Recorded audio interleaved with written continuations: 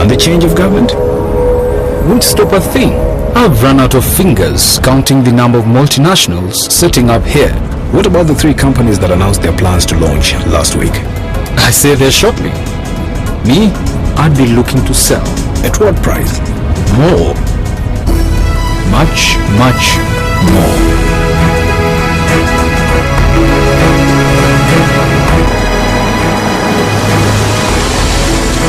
I don't know who you are or how you know these things, but one thing I'm sure of, you're in the wrong job.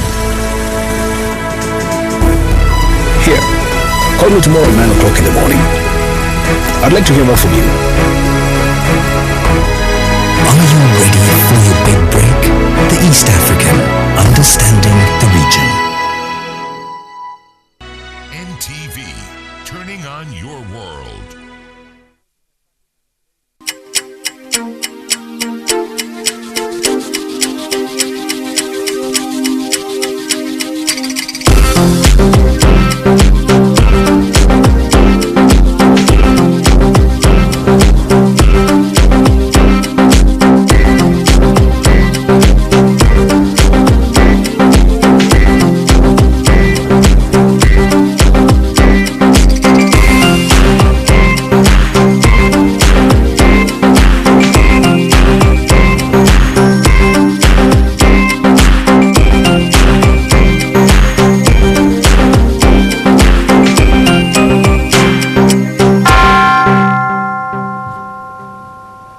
Welcome to our lunchtime newscast, NTV at 1. I'm Rachel Arinitwe-Mwine. We'll start right away with the headlines. So I don't know whether NSSF want them to die and the money goes to their relatives. The Speaker of Parliament calls for the amendment of the National Social Security Fund to allow for the sick to access their savings.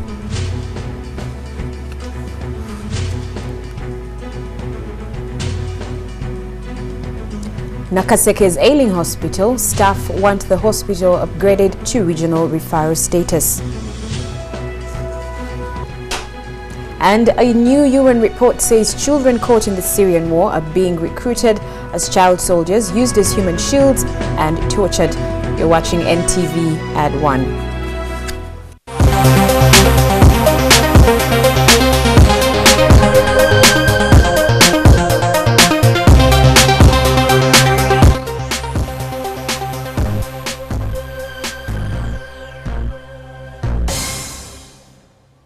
Welcome once again to NTV at 1. The NRM caucus is set to discuss the ruling party's strategy for the 2016 general elections at the 5-day retreat that starts in Chankwanzi tomorrow.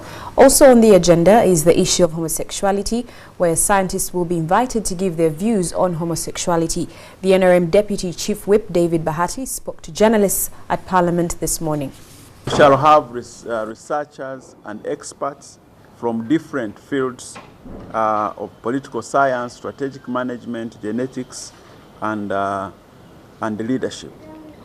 And finally, the caucus during the retreat will discuss positioning the NRM organization for 2016 general election. This, and now as a party we want to use this opportunity during the retreat to prepare ourselves to see how we can win as many seats in parliament, district level, up to the village level. And so we are preparing ourselves ahead of the 2016 general elections to see how we can take charge, because we have performed, and as you can see, we are going to review our manifesto and also get ready to continue leading Ugandans. We had a caucus on the 24th of January, where the president wanted to reflect on this issue, and we moved together, and what remained was the president wanted to confirm whether homosexuality is an abnormality or inherent, and he asked to have some researchers look at this, and I think they will be making some presentation to that effect. But also we shall have some many researchers from different areas, including political science, strategic management, leadership, even our own NADS and NALO. The Speaker of Parliament, Rebecca KADACA, is calling for amendments of the National Social Security Fund policy to allow Ugandans access their savings when they are sick. KADACA, who was launching the Parliamentary Forum on Social Protection, also called on the government to consider instituting the minimum wage. Under the current National Social Security Fund policy, only members who have reached the retirement age of 55 or are gravely ill can access their savings. This as the sector, which has for years been poorly regulated, prepares for liberalization. Now the Speaker of Parliament, Rebecca KADACA, says there should be a change in policy to allow Ugandans who have medical problems to access their savings. Sometimes someone who is probably 47 is injured, needs treatment, wants that money from the NSSF, but they tell him you wait until you're 50. That person is sick, he or she wants the money now, but they don't give it. So I don't know whether NSSF wants them to die and the money goes to their relatives when the person who has worked for it is sick. KADACA made the comments while launching the Parliamentary Forum on Social Protection. Less than 10% of the country's population have some form of social protection, which consists of policies and programs designed to reduce poverty and vulnerability. I really feel bad sometimes when I go to those villages, see people sitting, you know, they have not eaten, sitting under a tree, they have not eaten lunch, children are there playing in the dust. I think we need to do more. So I do hope that this forum will highlight these issues and bring us all to focus on the plight of the underprivileged. She also asked the State Minister for Labour, Mwesige Rukutana, to review current employment laws to mandate investors to offer employment opportunities to Ugandans. In Egypt, if you're an investor, if you're a foreign investor, for every foreigner you bring, you must create 9 jobs for the Egyptian. 9. And that's the condition. For everyone, 9. Malaysia, for every investor, for every person you bring from your country, you create 11 jobs. And it's a condition, it's a very serious condition. You know? But here, you find the foreigners being paid in dollars, the Ugandans are paid 100,000. A Ugandan graduate being paid 150,000 shillings. And then you say, we should not have a minimum wage in this country. When shall we have it? Members of Parliament, led by workers MP Kajara Alinaitwe, last year asked for leave to draft a private members' minimum wage bill that will ensure that all employers give their workers meaningful pay to manage the high cost of living. However, the President has in the past urged that instituting a minimum wage would scare off investors. Agnes Nandutu, NTV, Parliament. In commemoration of the first military attack in 1981, the UPDF have teamed up with volunteers in KISEKA market and different parts of the country for a cleanup exercise. This annual exercise, done ahead of the TAREHE SITA celebrations. Celebrations will take place this Thursday, the 6th of February.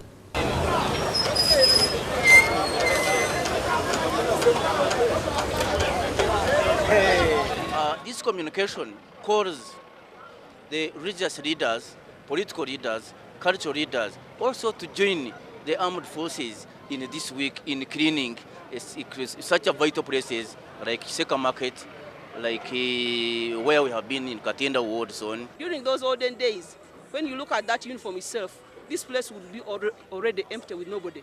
But now you can see us, we are here, we are chatting with them, we are laughing with them.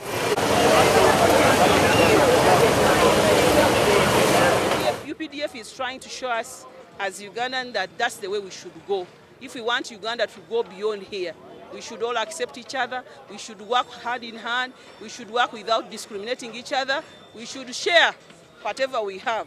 I want to thank the people of KISEKA mainly for the cooperation they have showed us, because these people have fully participated with us We thank them so much, and we encourage them to do with us in case there is any activity like this one in the future. It's a good job for the government. What I've done is really good. I thank. But it's not good to be with rubbish. And it's not good to behave like to throw things. We have something to put in, but now what's the government done is really good. Time has come, if you are not late, to join hands with your fellow Ugandans. Avoid fighting, avoid making noise, go down to start work and see that you make sure that Uganda is moved from wherever it is to another step.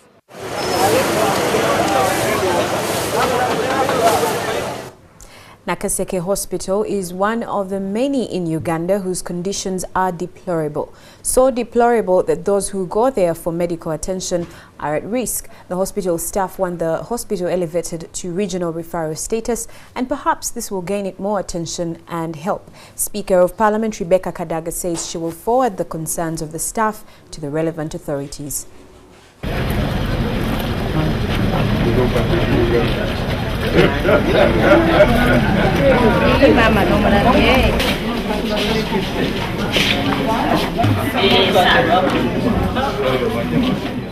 The malfunctioning of the imaging equipment like the X-ray and ultrasound scan. These broke down and they are used to diagnose mothers' conditions. The repair of these machines cost 10 million Ugandan shillings, which the hospital does not have. We propose that the government thinks about upgrading this hospital to a regional referral status.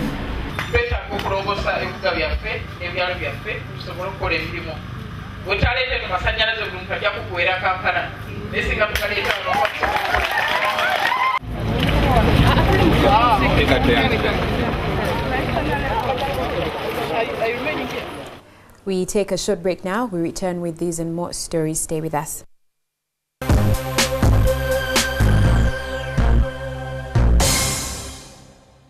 Now On is brought to you by Dairy Fresh Flavored Milk.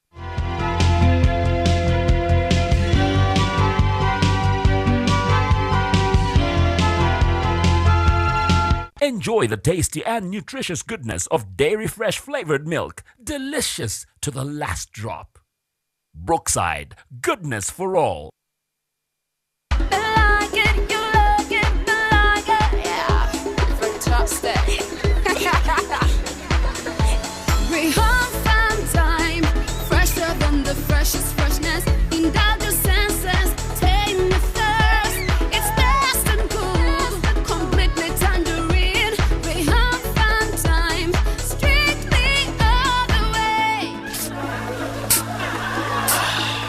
Reham Fun Time. Fun all the time.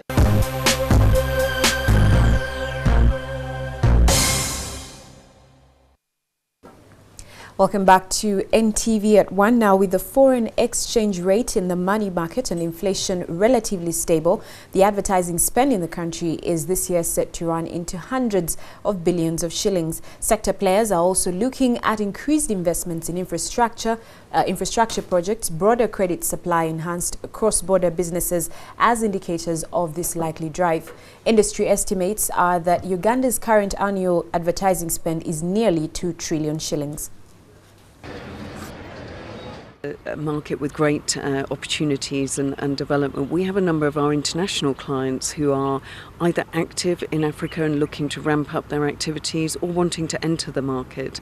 I think there are also a number of African companies who are looking to expand internationally. So we see good opportunities both to work with local companies, both in their existing market, but then help them manage their reputation as they move onto a broader scale, but also really look at international companies and giving them that understanding at a local level. I think gone are the days where international companies can come in and demand and sort of command the presence. They need to be very adaptable to the local market conditions, very flexible, and to really have a good understanding of what works in Uganda may not work in Nigeria or South Africa. So it needs to be tailored to the local market.